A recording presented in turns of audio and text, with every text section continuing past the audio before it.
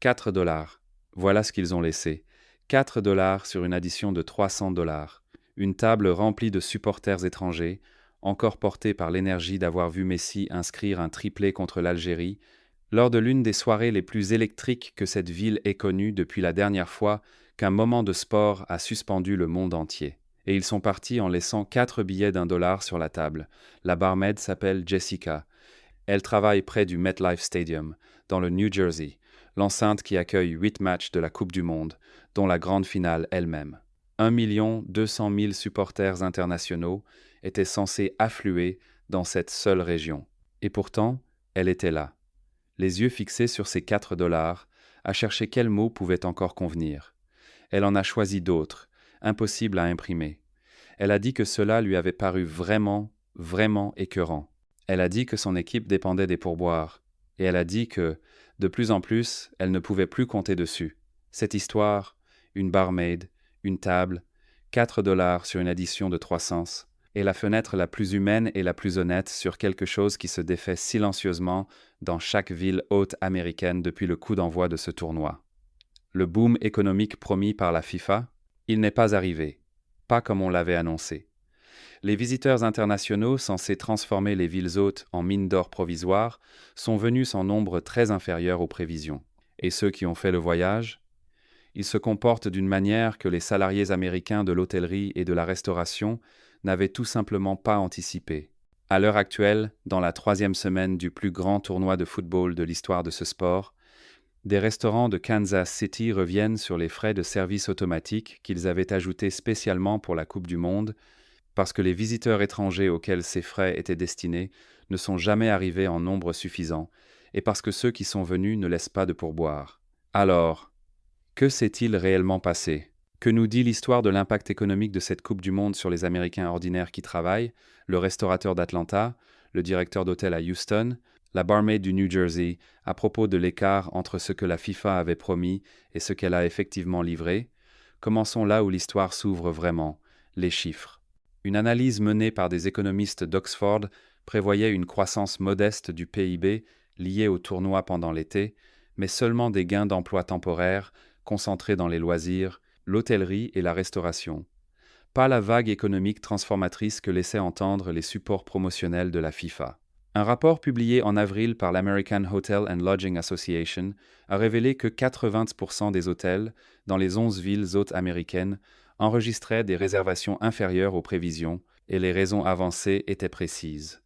Les difficultés de visa et un climat géopolitique tendu dissuadaient directement les visiteurs internationaux. L'association a employé des mots crus. Elle a parlé de non-événements. Elle a déclaré que l'élan économique attendu restait en deçà des attentes, et elle n'avait pas tort. Dans plusieurs villes hautes, les tarifs des chambres les jours de match ont chuté d'environ un tiers par rapport aux projections maximales établies plus tôt. En décembre, les analystes prévoyaient que le tournoi ferait progresser le revenu par chambre disponible des hôtels américains de 75 à 100 points de base. Au moment où le coup d'envoi a été donné, ces chiffres avaient été ramenés à 25 à 50 points de base, plombés par l'hésitation de voyageurs étrangers qui ont regardé le processus nécessaire pour entrer aux États-Unis et ont conclu que l'équation n'en valait pas la peine. Les données de réservation aérienne racontaient une histoire semblable. La plupart des villes hautes américaines et canadiennes ont bien enregistré des hausses sur un an pendant la période du tournoi, avec Houston et Dallas en tête. Mais Seattle et les 3 villes hautes mexicaines étaient en réalité en retard sur le rythme de l'année précédente. Une élue du Congrès, représentant Los Angeles, l'a résumé simplement.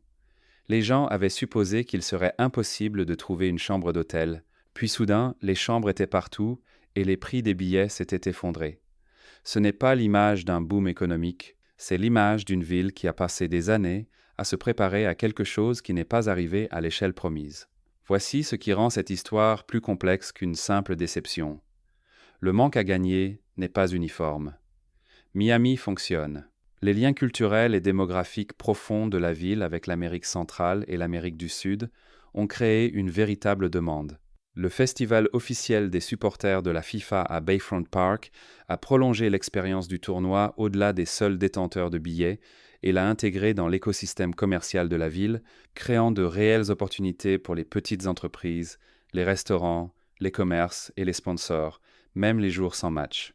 Les villes qui disposent déjà de liens culturels latino-américains, de communautés de football bien établies et d'une solide infrastructure touristique préexistante ont efficacement absorbé la présence de la Coupe du Monde et en retirent des bénéfices mesurables. Mais Kansas City n'est pas Miami, Boston n'est pas Dallas, Seattle n'est pas Houston, et dans les villes où l'afflux de visiteurs internationaux devait remodeler les économies locales, le tableau se révèle partout plus complexe, plus inégal et plus décevant que ce que l'on avait laissé croire à tous ceux qui s'étaient appuyés sur les projections initiales de la FIFA. Dans cet espace entre les visiteurs projetés et les arrivées réelles, s'est engouffré un débat auquel personne, dans la préparation du tournoi, ne s'était vraiment préparé. Les pourboires. De toutes les lignes de fracture mises au jour par ce tournoi, celle des pourboires est peu, être celle qui touche le plus profondément la réalité quotidienne des travailleurs américains. Aux États-Unis, le pourboire n'est pas une simple marque de courtoisie. Il constitue la base structurelle de la rémunération des salariés du service.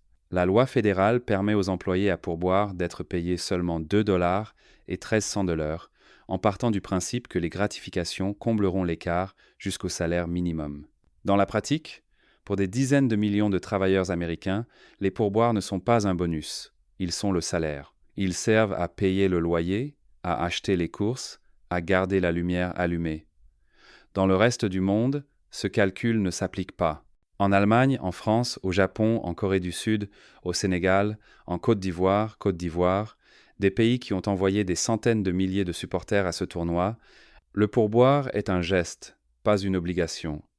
Il consiste souvent à arrondir l'addition, à laisser une pièce sur la table, ou tout simplement à ne rien laisser du tout, parce que la culture suppose que le prix affiché au menu inclut déjà une rémunération correcte de la personne qui a servi le repas. Dans de nombreux pays d'Europe et d'Asie, laisser 20% de chaque addition serait jugé déroutant, voire offensant. Aux États-Unis, ces 20% sont ceux qui permettent à Jessica de payer son loyer. La collision entre ces deux réalités économiques était visible avant même le premier match. La Missouri Restaurant Association a conseillé aux établissements de Kansas City d'instaurer temporairement des frais de service obligatoires de 20% pendant la Coupe du Monde. Des restaurants d'Atlanta, de Boston, de Kansas City et de Philadelphie ont adopté une politique temporaire de pourboire automatique pour toute la durée du tournoi. Bob Rioff, directeur général de la Bodega à Kansas City, a expliqué que cette règle serait indiquée sur les menus et affichée de manière visible dans tout le restaurant.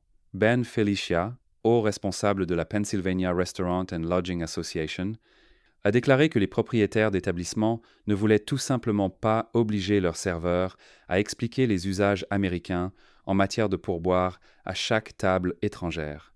Afficher un avis, selon lui, protège les salariés et supprime entièrement la conversation gênante. Tanisha Murray Butler, propriétaire de la chaîne Tea's Brunch Bar à Atlanta, a relevé le pourboire automatique de son restaurant de 10 à 8 à 20% pendant la période de la Coupe du Monde. Elle a dit que ses serveurs étaient les quarterbacks de toute l'opération. Elle a dit que mettre cette politique en place leur montrait qu'elle les faisait passer en premier et qu'elle se souciait de leur argent. Ce sont des réponses raisonnables de la part de chefs d'entreprise qui tentent de protéger les personnes qui travaillent pour eux. Mais voici ce qui s'est passé ensuite.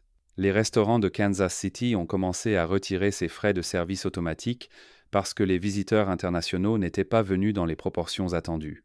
Et les pourboires obligatoires irritaient les clients locaux, des Américains qui comprenaient déjà parfaitement le système du pourboire et supportaient mal de se voir imposer des frais pensés pour quelqu'un d'autre. La politique s'est donc dissoute, non parce que la question culturelle avait été réglée, mais parce que les touristes auxquels elle était destinée n'étaient pas là. Ceux qui sont venus, comme le groupe au bar de Jessica, n'agissaient pas toujours de mauvaise foi.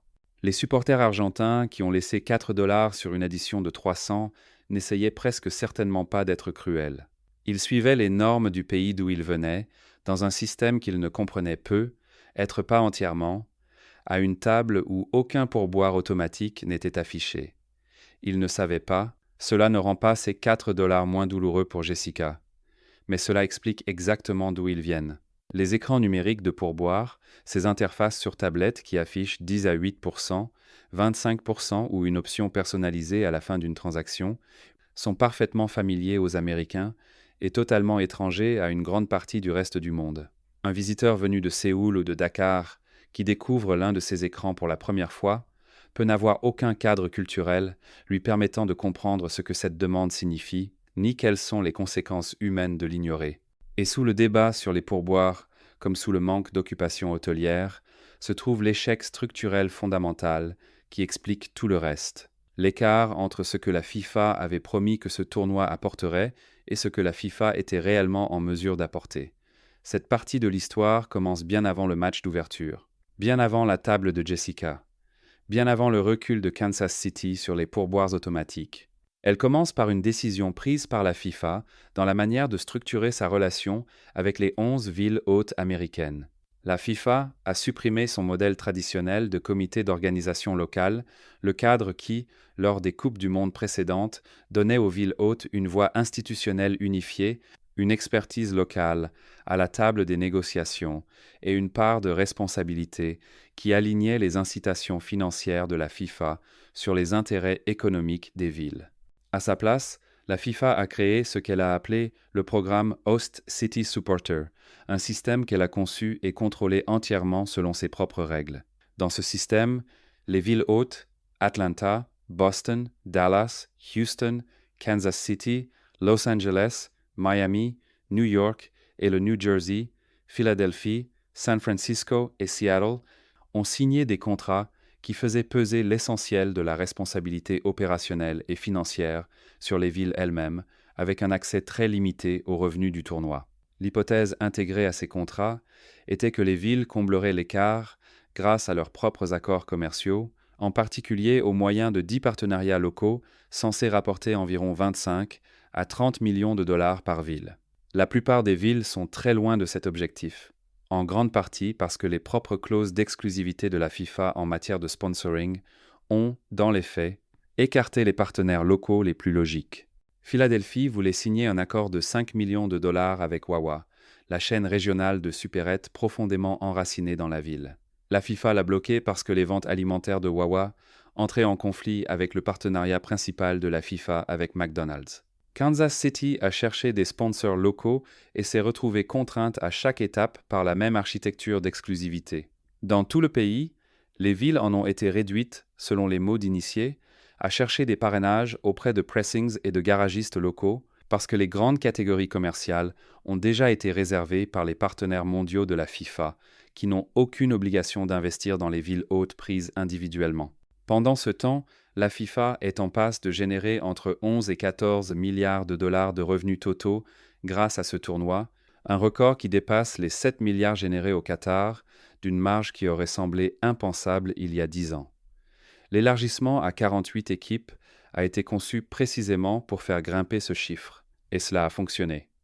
Pour la FIFA, les villes hôtes, elles, font face à un déficit collectif d'au moins 250 millions de dollars en coûts d'infrastructure, de sécurité, de transport et d'expérience des supporters qu'elles doivent désormais couvrir avec des budgets en baisse. La réponse de l'administration Trump à cette situation est révélatrice en elle-même. Andrew Giuliani, fils de l'ancien maire de New York discrédité Rudolph Giuliani, a été nommé en mai à la tête du groupe de travail de la Maison-Blanche pour la Coupe du Monde de la FIFA. Ce groupe de travail a été créé par un décret signé par le président Trump avec pour objectif officiel de coordonner les préparatifs du gouvernement fédéral.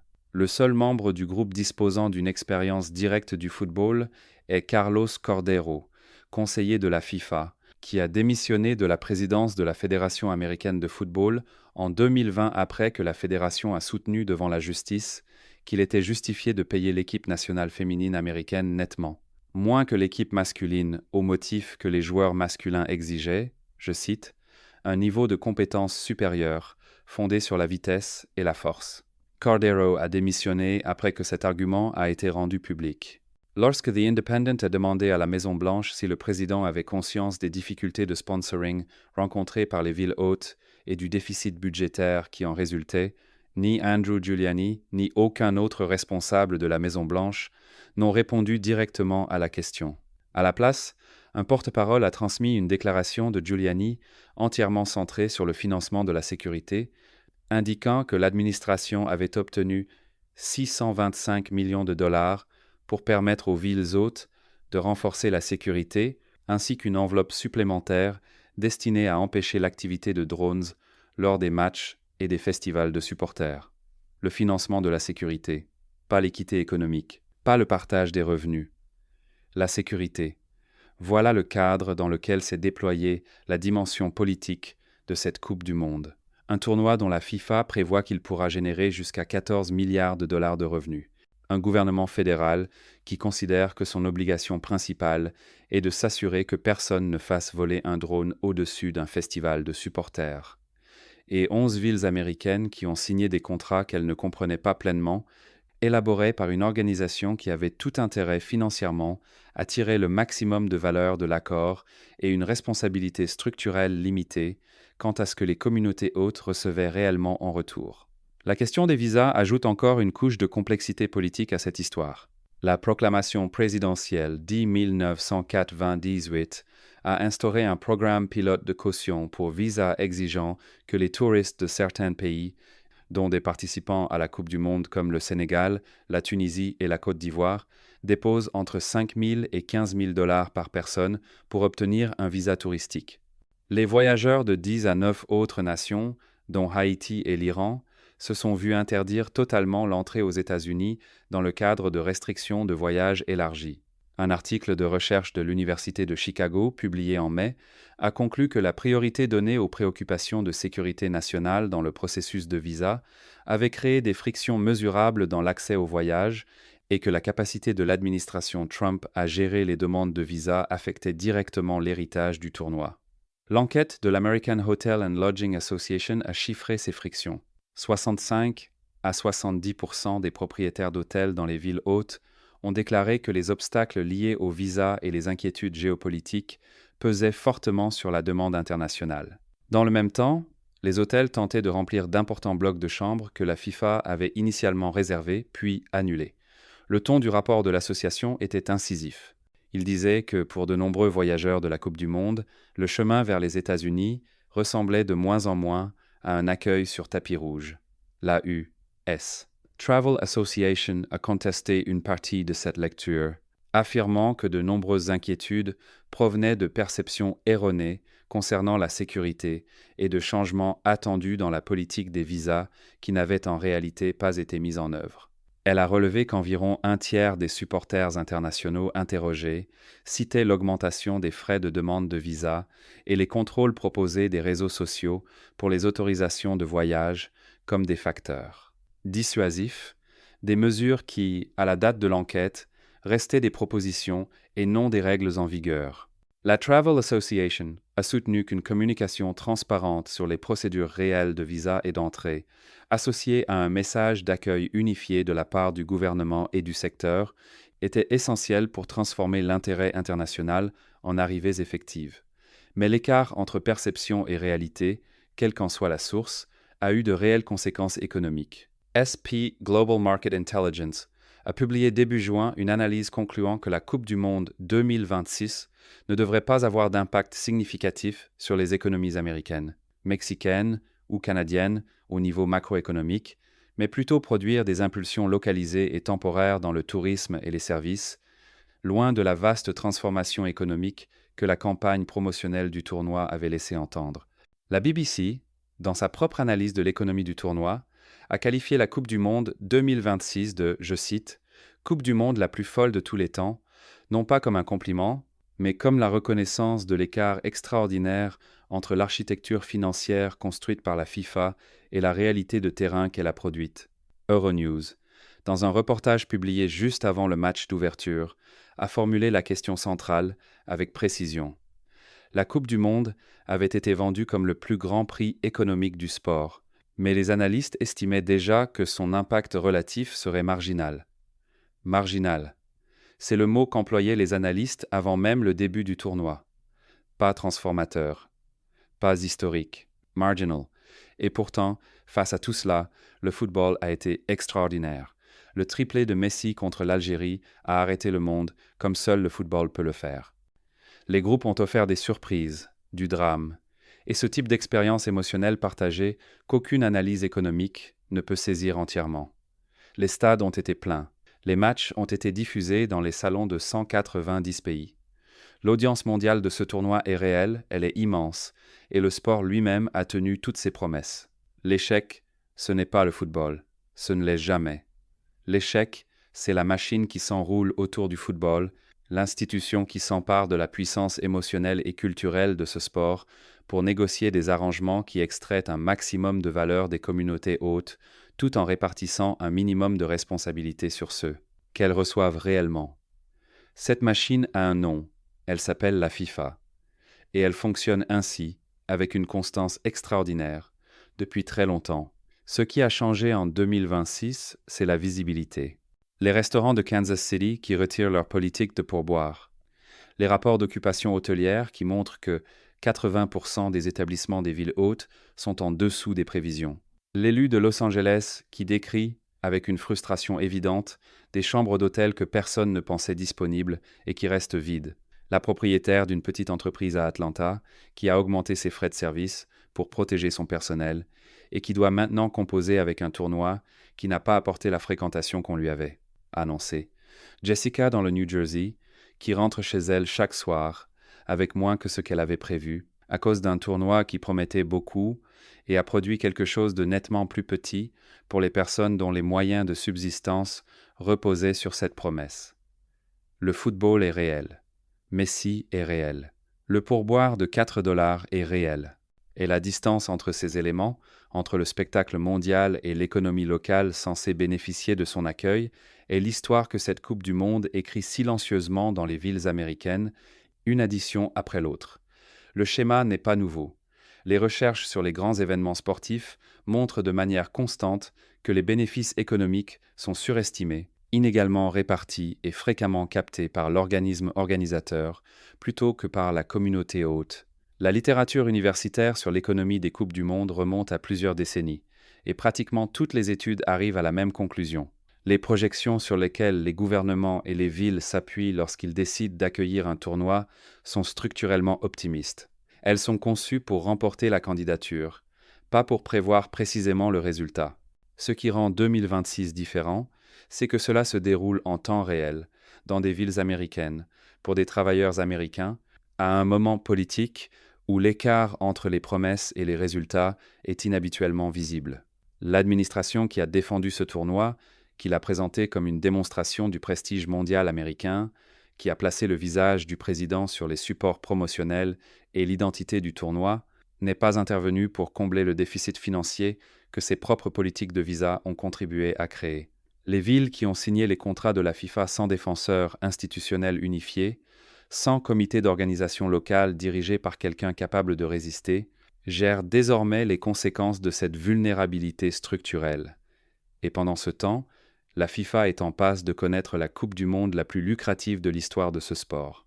11 à 14 milliards de dollars. Tous les niveaux commerciaux fonctionnent. Tous les accords de diffusion sont signés. La marque de chaque partenaire principal est visible dans chaque stade, à chaque match. 4 $ sur une addition de 300 $. Voilà l'économie de la Coupe du Monde de la FIFA 2026, racontée depuis le terrain.